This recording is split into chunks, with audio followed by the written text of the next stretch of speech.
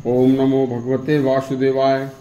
आज के प्रसंग में भगवान श्री कृष्ण और कश्यप ऋषि का यह उपदेश आपस का जो वृतांत है सुनने लायक है, बहुत ही कल्याणकारी है।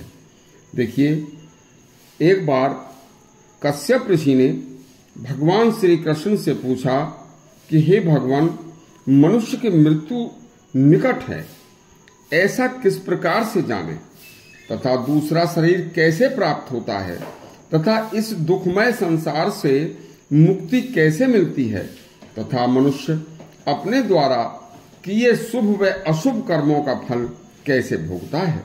इन सभी प्रश्नों का इस प्रकार प्रभु ने उत्तर दिया था। ध्यान से सुनना।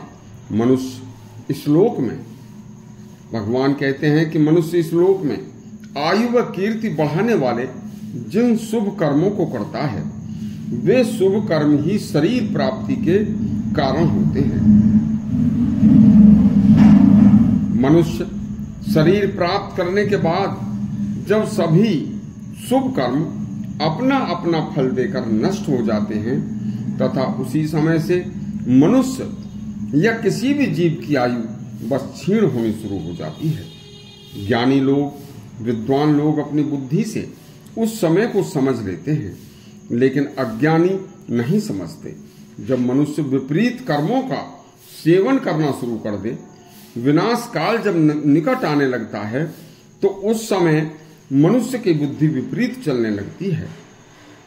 जैसे सत्य व धैर्य का बल कमजोर पड़ जाता है। प्रतिकूल समय को भी मनुष्य उस समय अनुकूल समझने लगता है। विनाश काले विपरीत बुद्धि होने पर मनुष्य प्रकृति के विरुद्ध कार्य करने शुरू करता है। प्रकृति के विरुद्ध भोजन करता है। शरीर को हानि पहुंचाने वाली वस्तुओं का सेवन करता है। अविवेक के कारण कभी बहुत ज्यादा भोजन तो कभी बिल्कुल नहीं। कभी दूषित अन्नपान करता है तो कभी एक दूसरे के विपरीत गुणों वाले पदार्थों में रुचि होने लगती है। ज्यादा गरिष्ठ भोजन जब तक पचा नहीं कि दोबारा खा लेता है।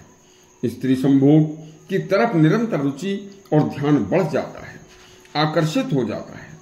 मलमूत्र का वेग भी रुकने लगता है। मनुष्य दिन में सोना शुरू कर देता है। रात्रि को नींद नहीं आती।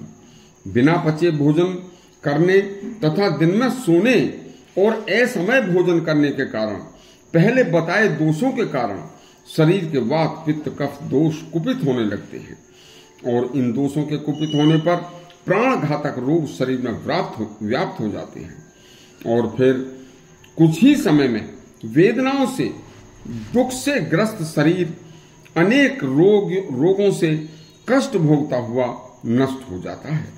जिन्होंने वेद शास्त्र सिद्धांतों का अध्ययन नहीं किया, वह इस बात को नहीं समझते।